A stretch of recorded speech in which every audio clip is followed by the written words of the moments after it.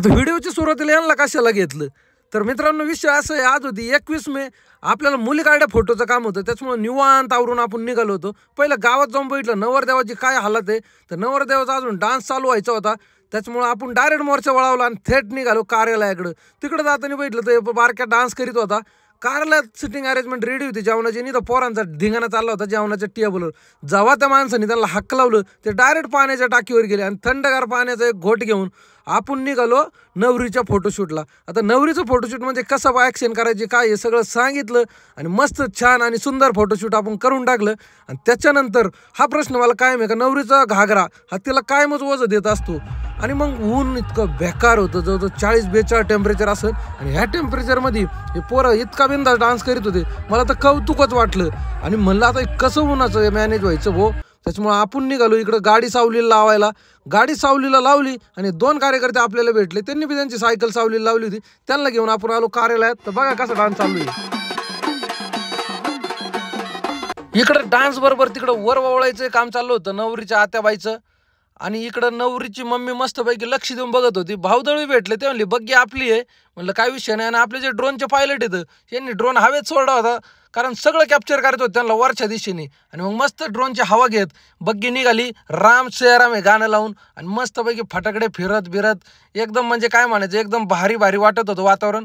आणि इकडं मेन कार्यक्रम जो चालू होता तो होता इकडं नवरदेवाला अक्षता फेकून मारायच्या, त्याशिवाय काही लग्न झाल्यासारखं वाटणार नव्हतं. गुरुजींनी सगळ्यांना सावधान करून काहींना जेवायला, काहींना घरी आणि काहींना फोटो काढायला पाठवून दिलं. आणि इकडं मस्तपैकी साहेब आले होते, साहेबांनी त्यांचं फोटोशूट केलं. इकडं अक्षय सेठ बी आले होते कळडीले. इकडं मस्त एकदम म्हणजे काय सांगायचं ना, आमचा टाईम झाला तर नेहमीप्रमाणे फोटोशूटला आलो आपण. लेन्स बदलली का तुम्हाला माहितीचे काय काय होतं. तर लोक म्हणतात ग्रुपचा फोटो काढत, आम्हाला काढावाच लागणार असतो. कन्यादानाचा प्रोग्राम पुढं चालू होता. आणि इकडं मेन अरेंजमेंट जी होती ना, फोटोग्राफरच्या पद्धतीने व्हायला पाहिजे.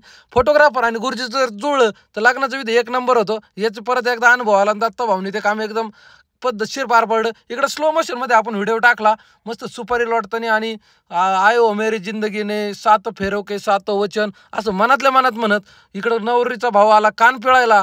आणि मग कान पिळायचं झाल्यावर त्याला गिफ्ट भेटलं कपड्याचं आणि तो खुश झाला. सासू सासरे माझे मायाळू, नणंद माझी हौशी, अनिकेत रावांचं नाव घेते लग्नाच्या दिवशी.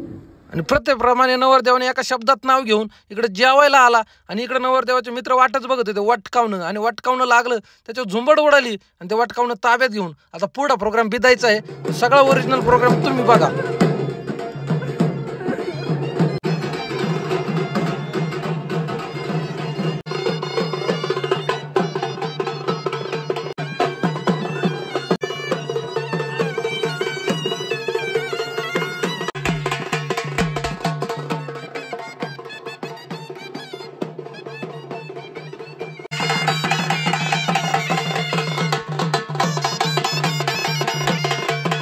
आता या सगळ्या प्रसंगाला सामोरं जात आता गाडी निघाली नवरदेवाची.